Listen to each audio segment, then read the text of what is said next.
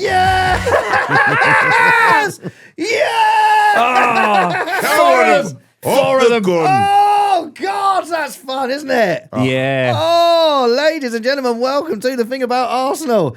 Oh, yes, Spurs 1, Arsenal 4. It's glorious. It is. Like, I know we're reacting to it immediately, but this feeling is so good. It's like no other, isn't it? It's like the bit where you've got in the bath and it's a bit too hot, but then the moment where it's like, this is perfect, actually. I am serene. It feels good. Do you know what feels good? We've got a week of it because we've actually not got a midweek game. Also, we haven't got all City are playing Fulham in the week. Oh, they're going to win that 10-0 and then all we have to worry again. We haven't. We can enjoy this for a week, Johnny.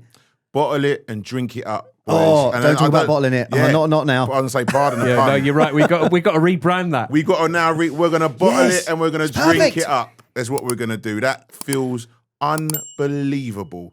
I'm not going to pretend that I didn't know we'd win today because Spurs are shit.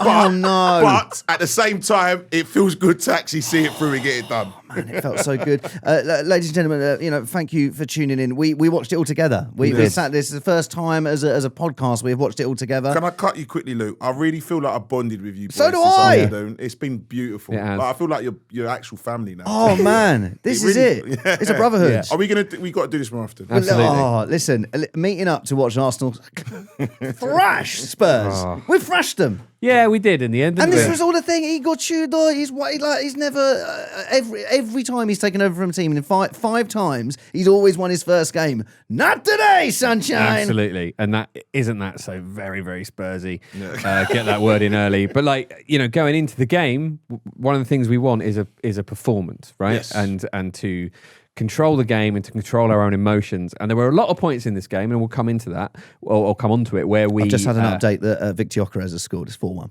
Don't know, it's coming late, but cheers for that. It's 4-1. The Wi-Fi in here should be better than that. It's a professional podcast. Sort it Video. out, It boss. should be and better now I've got to than vote that. for my man of the match. Right, I'm gonna, turn those updates off. There were a lot of mistakes that Arsenal made in this game, and I suppose you noticed the sloppy passes more in a kind of heightened emotional state in a game like this. But I thought ultimately we took control of that and we stopped it from happening, and we've won last. Yeah. We've been really bad at that all season. There's a lot to really enjoy about this performance, and it feels like a reset. It feels like we battled with the demons that we've been struggling with and that had led to the situation with Wolves, and within a game we've banished those. It's brilliant. Yeah. This feels like a moment. This feels like a moment in the Premier League. Massive moment for Arsenal. This. I mean, the thing is, Johnny, you were saying it's been a hard 3 days. You've done very well. You've been trying to motivate me, motivate the listeners. I've really struggled to pick myself up this week. So I just felt like everything about Wolves was indefensible. I mean, what a response. What a response. What courage. I said this on a reaction show with Laura the other day.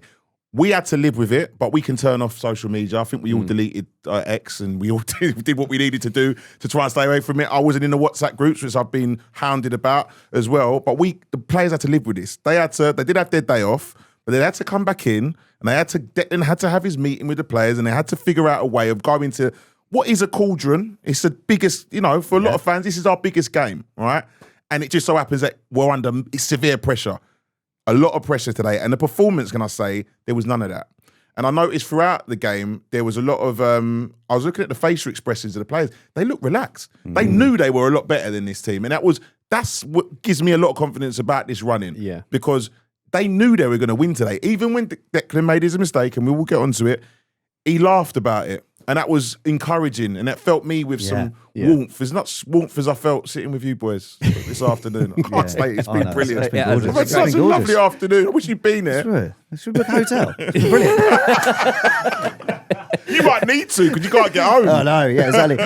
Unless Stack pay for an Uber home. Now, look, you were talking about the details. Let's get into the details, right? This has been a massive game for two players in particular who've come under a lot of pressure, a lot of fire, right? And it's Eberechi Eze and Viktor Gyökeres. Now, I'm going to start with Eze because, it's the North London derby. So you see the team sheet, Eze's at 10. Because we remember how good he was in the first one, you're like, oh, this is exciting. But, his first goal... Right, I was watching. Oh, great! He's miscontrolled that. Yeah. Right, then he hammers it in. It's brilliant improvisation. Yeah, it is brilliant improvisation, isn't it? Because you look at that, it's one of those ones where there's an angle where it looks like he means it, right? And he doesn't. But that's the angle that I enjoy most watching it back. It is brilliant. It's very similar to the goal he scored against Crystal Palace to win that match, and he has got that in his locker. And he's a moments player, isn't he? And that is a moment where you've essentially done something really, really good out of a mistake, and it was an ideal game for him because he thrives in space, and essentially at that stadium it's like, come in sir, would you like an artisanal cheese board, have all the space you like. That is just, you're going to get that have there your beer from the bottom of the pint. Absolutely, yes. Yeah. Following on for that, only he in our team today could score that sort of 100%. goal. It's a goal you score in the playground or you score in the street. It's one of those sort of goals. But what maybe today, and maybe I might be overstating this a little bit, he is a moments player, but maybe he's a big occasions player. Maybe. And there's going to be Yes, going to be, remember, FA Cup final. Yeah. Who won the game for them? The semi-final. We're about to hit this period of season where we're going to need our moments players. We're going to need that. Trossard's been it up till now, but he's a man for a big occasion because I can't, like, go into that game. I was relaxed because I know we're so much better than Tottenham, and I know it's Tottenham.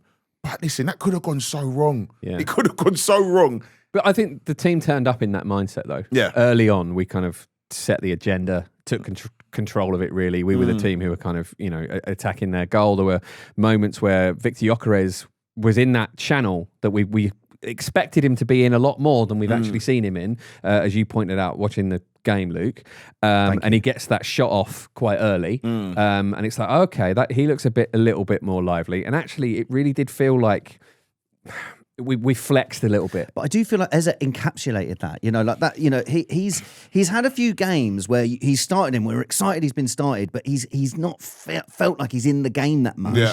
But and today, not only was he in the game, but he was passing quickly. He was taking chances. He was trying to put players through. I feel like, you mentioned it, the horseshoe of doom that we see. I don't feel like we get any of that Eze, right? And interesting, that is his first shot on target in the Premier League since his hat-trick against Spurs. That is mad, isn't it?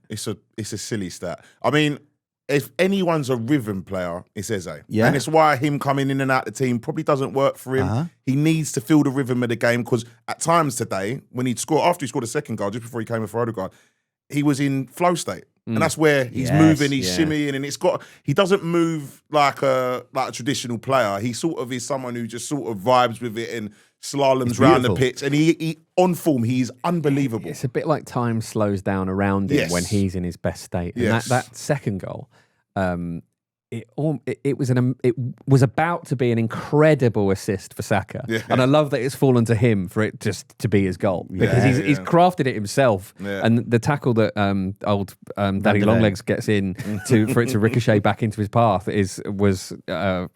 Just a lovely bit of good fortune, but you make it yourself, right? By creating that chaos in their box. And the thing is, Johnny, you talk about rhythm, but I don't want to see Odegaard come back into this team now. Right? I love Martin Odegaard. He's our captain. I adore him. But we've not seen consistency from Martin Odegaard, and he's been injured. And now Eze has to be rewarded with this game against Chelsea. Surely. Yeah. Like that system's worked really well. Yeah. At times we've seen this season where the attack has seemed sort of blunt and it seemed like it didn't know what it was doing. This did know what it was doing. This is where Gyökeres works really well with Eze. And now I don't want to see Martin Odegaard now come in and steal that position. He doesn't need to steal that position, and I agree with you. I think Eze needs to play, but there is now an argument that him playing off the left against Chelsea gets Odegaard back in the team. And I feel as though with he is the captain, certain noise you don't want around the team at this time of the season. Oh, why aren't you playing your captain? I get it. It makes sense because there is another alternative. Play him off the left. Trossard didn't have the best game today.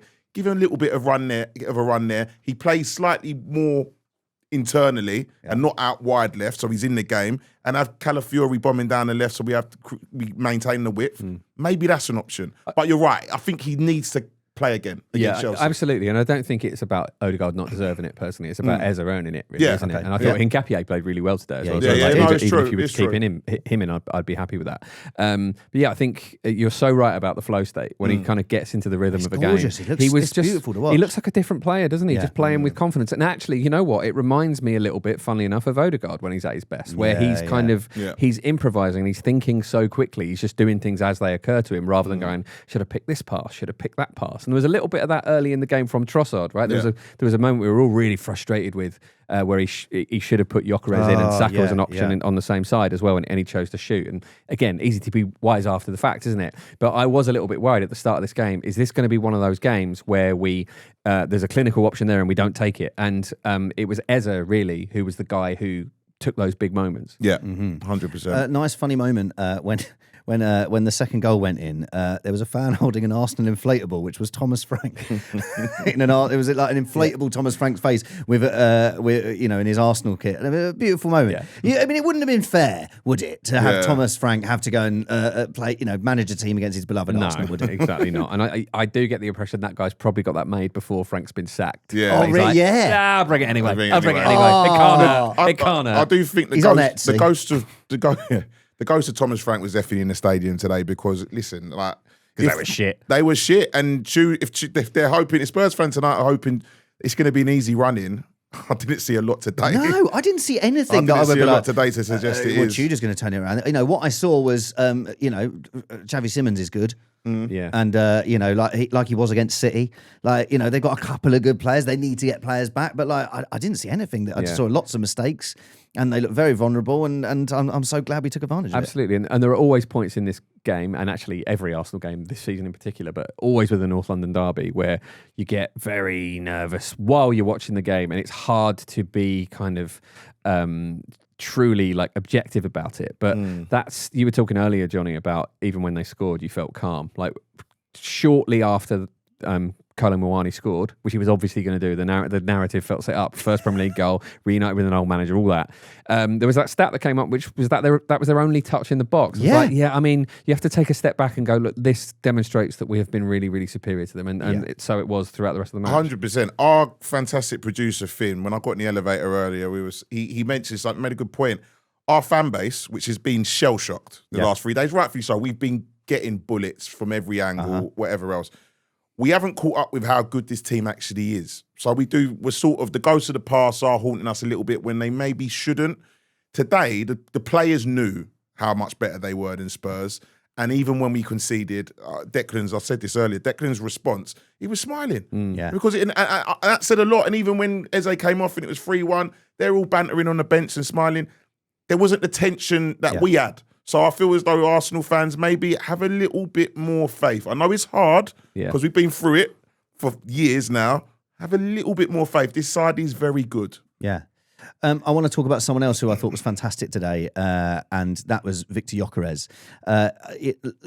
People are always criticising. There was people that were fuming that he was starting. I didn't get that because I've not seen Gabi Jesus done enough in the last few games to make me think he should be playing over Gyökeres. And what I was frustrating when Trossard didn't put Gyökeres through, that's the position we want to see Gyökeres. But he was in that channel, as you mentioned, which was different to what we've seen before. So that's clearly something they've worked on. Trossard came into the sort of 10 position, and Gyökeres, he doesn't go right out to the wing, but he's just in that channel.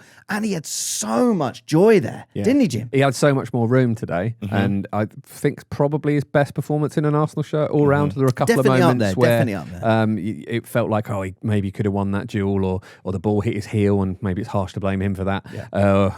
However you want to look at that, whether we should look at the run better or whatnot. But they are a couple of nitpicks, really. And it's really actually nice, isn't it, to be talking about Gyökeres where it's 90% positive.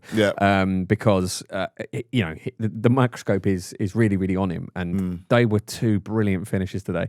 I think the first goal is more aesthetically pleasing. But the second one was my favourite because he really has to earn that, doesn't he? He's got a decent amount of space and he gets a brilliant finish off for the first one. But that second one, he has bullied that in. And that's what we needed from him. That's what we've wanted from basically anyone in that shirt, in that position, and he's really delivered on that. In terms of the second goal, a lot of the criticisms I've had and most people have had about him is him not being able to use his body that well, and he showed it. It was an evolution of Gyökeres today because I have been a very harsh critic of his. I feel as though he doesn't hold the ball up well enough. I think technically he's a little bit short, but today he found a way. There was a tactical tweak which you mentioned there, Luke, which allowed him to do what he does best, and there's certain areas of a pitch where players feel more comfortable. And he got to pick up those moments. And I agree. And the thing is, Jonny, I've said so many times on this podcast, is that Gyökeres it's not like he's missed chances. Do you remember those guys like when Giroud would get, we get so many chances and he missed so many. It's not like Gyökeres misses loads of chances. He just doesn't seem to get in the position to have those chances. And so that, okay, has he not got the footballing brain for that kind of movement? Well, I don't know if it's about that. Has he got the speed? Maybe not. Can he hold the ball up better? Yes. But when he was in those channels, that's good movement. That's good reading of the game, especially if you're playing with the right players. And he is a lethal finisher. Yeah. That's the reason we wanted to buy him. He just hits it so hard. Yeah. It's so simple, isn't it? But he just belted both of those balls so hard with precision as well. 9 times out of 10, if you've got a clear shot, you're gonna rifle that in. That is his forte, and for me, there's the stat that was going around this week where 25 games played up until today, 15 games where he didn't register a shot on target. We need to find a way, if we're going to start him, to get him in position to shoot. And I would like to say one other thing. He is now equal Drogba's first season Prem goals tally, and it's February. So, Chelsea fans. That's really interesting. Also, I want to touch on, his role in the second goal for Eze, because he does hold the ball up really well there, and that goal doesn't happen. Yeah. It's a lot of great work from Gyökeres in that position. It's a really superb game. Yeah. Eze mentioned in the post-match interview, he's talking about Gyökeres, and he said you can see how much he helps with the team, not just with his goals, with the effort he puts in, and he puts players like me in good positions, and it helps a lot. And I mean, it really has been an all-round fantastic day, especially for Eze. I mean, I suppose Gyökeres again. The criticism of him has been that he's really only effective against relegation fodder. Yeah. After today, we don't know if that's not the case. Good point. But yeah, I just flip flop on him so often. We see so many different types of game from him. Like if we can get this out of him more often, I'll be absolutely thrilled. And I hope it's the start of more to come. On that, today we saw with both of the players having good moments early in the match, gave them the confidence to have the performances they did have. So. And that was what it was. It was confidence today. What today we saw with Eze and what we've seen with Gyökeres was them feeling comfortable and feeling like they were able to contribute, and they had them moments early. So as long as they can move on and capitalise on his confidence, I think we should be all right. Hopefully we'll be all right. I still think as an overall performance, I know like that, I feel like a lot of flowers have been given out to Arsenal. They were superb today. They were magnificent. I still feel like there's shaky moments. Yeah. Right. And I don't, but that's okay because we just lost to Wolves. We've not been in a good moment. There's the draws against Liverpool, against Forest, the loss against Man United. This feels like it's been coming, but maybe this is the turning point. Mm-hmm. And I mentioned a week about what a perfect time to have the North London derby. Yeah, absolutely. We were talking about it being an ideal occasion on which to test your own management of your own emotions and those kind of high pressure environments.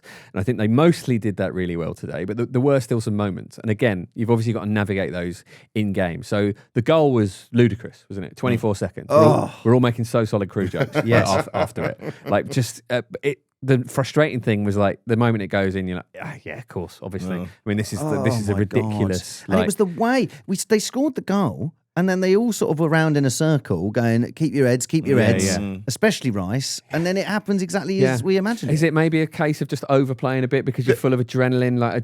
I think actually at that point, in terms of keeping your heads and composure, what Rice is maybe trying to do is say, instead of just booting this away and creating more pressure, I'm going to play some football. Take control of the ball. I'll find the pass, and we'll play our way out of this. Maybe. Yeah. No, I think you're right. I totally agree. It probably was. The thinking was right, and he was thinking the right way, but the execution. But was it's just not in that moment. The same as Zubimendi in the Man United game. Not in that moment. Yeah. Just and interestingly, Tim Stillman pointed out on X, this is the 8th time since Christmas that we've conceded within 12 minutes of scoring. I thought you deleted X. You've got to stick to that. No, I did delete X, but then like the producer messaged me, well, could you just re-upload it so you could retweet this? I'm like, all right. And then I was back into the circle of doom. Just have a little taste. And all I've done is go on there and just defend Arsenal as a fan base. And I think Arsenal are the most insufferable fan base. It's insufferable fan. I'm like, no, there's just a few of them. Yeah. And anyway, that's a different. Delete it again. I will delete it again. No, not this week. I'm never going to be off it. I'm a dick. I'm going to go premium this week. Their second goal was a goal, wasn't it? Let's be honest. My God, I can't believe that was disallowed. So I totally agree. Right, this is Kolo Muani had the ball in the back of the net again, and it was they gave a foul on Gabriel. Yeah. Right, so Gabriel's jumps. He doesn't even jump in the air. No. Like is it Moani that pushes him? Yeah, it barely pushes him, and this is now habitual. And I'll say, Gabriel, stop this, right? I was fuming. Win that ball. Do not make that mistake again, because we got away with one there. Let's be honest. We all said it. We got away with it. That was nowhere near enough of a And shove. you look a complete prat. And he did it. Now, when I say it's habitual, because this happened at Newcastle early in the season, where he tried to, feign some sort of ridiculous push, a barrage into his back, and it wasn't, and that goal stood. You do that again, it might, it could be a little bit more costly. And who's to say, if you bottle a lead for the second time in the game by a really bad individual error, who knows where it goes? So, there was a moment again when we had to sort of recover our composure because even though it didn't stand, it felt like we'd just been kind of just pulled apart like wet toilet paper. That's how it feels when you concede one of those stupid goals out of nowhere, isn't it? So but fuming. Again, though, they managed that moment really well, but we absolutely got away with that. Yeah, we really did. And I looked at that going, that's the mentality that you can't have in a title race. Yeah, it's like. But then the thing is who is to be the one player in that team that you would think would never lose his head, never do anything stupid? Declan Rice, who did it for the first goal. Yeah. So it can happen to any of them. Yeah, but I hope he learns from it. I would say a big shout out to David Raya, because I blamed him heavily for his performance against Wolves. He was unbelievable today. He was front foot, the urgency in his game. He was confident, and I feel as though that emanated throughout the rest of the team. Yeah. And I feel that won't probably get mentioned very much, but he probably had a lot to deal with over the last couple of days in terms of what he did at Wolves and how he played, and that was a great response. This might be a little bit harsh, but we were talking during the game, weren't we?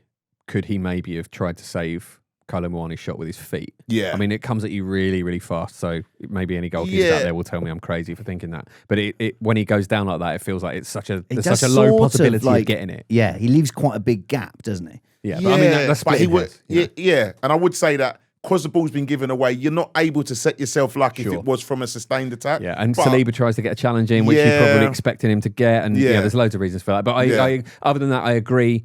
He had a really commanding game, and that's exactly what you need, isn't it? And he's really good at coming out and claiming those balls, which is really odd because some of his mistakes have been essentially a failure of one of his best strengths. It's odd. Yeah. But that was just what I was about to say. It's like you do feel quite confident when those balls come into the box, pretty aimless crosses from opposition teams. He has got massive hands. Yeah. You've seen how massive his hands are. They're ridiculous. And it was that save. Before we get to talk about the magnificent David Seaman Sheffield United save, the one where it gets hammered at him, I think it's Xavi Simons, into like the top right hand corner, and he doesn't early on. He doesn't parry it over. He doesn't parry it out. He actually manages to sort of stun it. It's those hands there. It's those big hands. Yeah, big Mickey Mouse hands. I'm really glad you mentioned him, Johnny, because I do think that he probably won't get as many flowers as other players will. But he was fantastic today. And now let's talk about that moment, right? 10 minutes before normal time's finished, right? It's 3-1. And I even said, I was like, please let's not concede on 80 minutes and have 10 minutes of that,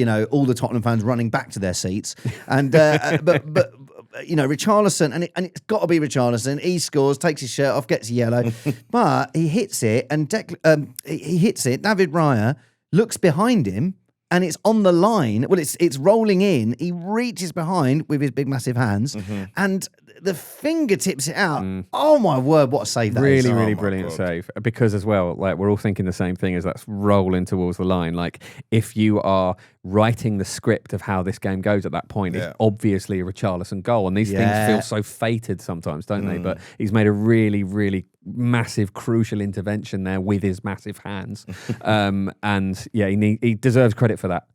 It is a wonderful, wonderful day. It feels so good. Yeah. We've got the podcast tomorrow where we're going to talk even more about it. But guys, we're 5 points clear now. Okay. Johnny, I want you to talk a little bit about what you were saying about how Man City, I know they've got the game in hand, but their game against Palace has got pushed back. We don't know when it's going to be. But like, what do you think like the significance of the fact that it is 5 points, even though they've got the game in hand? I think that, we've got 10 games left. Sorry, we've got 10 games left for this season. City are going to have that game against Palace, which isn't an easy game, and they don't do well against Palace, actually. It's at the Etihad, which was where they struggle. There's all those moments, Andros Townsend goals, They've given away. Maybe. Johnny, I love your enthusiasm, but have you seen Palace lately? They are absolute No, because it's going to be Thomas Frank. Thomas Frank. And he's an Arsenal fan. This Come is, on! we're creating a great story here, aren't we? This is a Glad all over. No, I just feel as though that might come. Listen, we're about to go into this run-in where it's going to be very congested. They've got that game to fit into the mix somewhere where that will cause problems. It will cause problems, and I'm kind of glad it would have been more helpful if we'd won the Wolves game and won that game that we've taken, that we played earlier. But it's out of the way. Listen, they got their one. The stat I was sort of chatting to you guys about before the game was before this game and before their game against Newcastle, we won 3-8 and they'd won 3-8. Yeah. And no one's talking about Man City not playing well. No one's talking about the fact that Man City are on for quadruple. They're talking about Arsenal quadruple, they bottled it, they're rubbish. And I get that we haven't won anything, so that's why they can say that about us. But like essentially, this Man City team aren't that good. I think the remit for Arsenal and City is the same at this point, isn't it? It is like a 10-game mini-season, is how it feels, because it's been such a sort of mad season where nobody can pull away and nobody can quite find the best version of themselves just across the league. And it is now, for me, it's about using this performance. I know obviously Spurs on paper, and if you look at where they are in the league, they're not a very good team. So you'd expect to go there and win if you take the emotion out of it. But we need to use it as a platform to go on a really big run in now, and remember how good this team can be. Get another win against Chelsea next week, and then try and play like we did today more often, with the handbrake off and with some fun on the boat, like however you want to kind of phrase it. Like just play with a bit more freedom, a bit more adventure. Learn from the mistakes we made today. Learn from the things we got away with. Yeah. Just use it. And let this be the beginning of essentially the next chapter, as Arteta said recently, of this league season, because we have to sort of motor into the best form we've had all season from now. Absolutely. This is a big moment. Now, before we go, obviously we could sit and talk about this for another 45 minutes, but before we go, they've got a week off now, right? So I'm going to ask you first, Johnny, like if you could send the Arsenal players somewhere for 2 or 3 days this week, where would you send them? Disney World. I was talking to, I think Rory, our co-presenter, is there right now as it goes. Go have some fun, boys. Yes. Right, go really have some fun. Be kids again. Have a slush puppy. Yes. I want them all to feel like Arteta said, enjoy this moment, really and truly. City go to Leeds. Now, if you remember the game where City had Leeds at the Etihad early in the season, they gave up a 2-goal lead. Yes. Leeds are very, very good, and they actually aren't the best team for City in the way they set up. High energy team, and Dominic Calvert-Lewin's on fire. Yes. Fingers crossed. Stack is on fire. Yeah. Stack is on fire, pardon the pun. Yeah. Great producers, great defender. And so hopefully, fingers crossed, we go into next Sunday. Is it Sunday we play Chelsea? It is, yeah. With a little bit more of a cushion, and mate, you never know. You never know. Okay, so 3 days is a long time in football. So imagine how long a week is, which is what we've got now. Especially in like Chelsea days. Yes. Yeah. So they'll have a new manager by then. They'll have 2 or 3 new managers between now and then. And 18 new players. So you think 3 days in Disney World. What about you, Jim? Where would you send them? 3 days? I love the idea of Disney World. Initially I thought Thorpe Park, but it's too similar. Yeah. So I'm going to send them to a spa. Lovely spa. Yes. I went to... In this country? Yeah, I went to a spa in quite rural Essex a couple of years ago, and I got exactly what I wanted, which was a lovely luxury high-end experience where I was surrounded by couples from Essex arguing. And I'm from there, so I can say that, and it was amazing because I'm really relaxed. But I'm surrounded by people going, the thing is, Darren, you say you're going to do things differently and you just don't do it. It's just always the same. It's just always the same. And like everyone with cucumbers on their eyes and stuff. It's perfect. But see, that'll be happening. But you'll just be here going, you say that, Victor, but you do those things. And then you do them again. Before we go, if it was up to me, I'd be going right out to Dubai again. Right? If they can get a nice flight, get out there, a few bits of sun, that'll please Ben White. That'll get him fit again. And then come back ready to take on this the 10-game mini-season. Ladies and gentlemen, thank you for joining us here on The Thing About Arsenal. Jim, you are back tomorrow with Laura and Sam. Get to do it all again. I will be listening. I'll be listening to every single bit of content I can find. I'm going to listen to the Gary Neville podcast tonight because he's going to have to be positive. It's glorious. Hit subscribe wherever you're listening or watching to make sure that you don't miss it. Thank you, guys, and we'll see you soon. See you later, Jim. See you later, mate. See you later, Johnny. Up the gun. Go, you get it.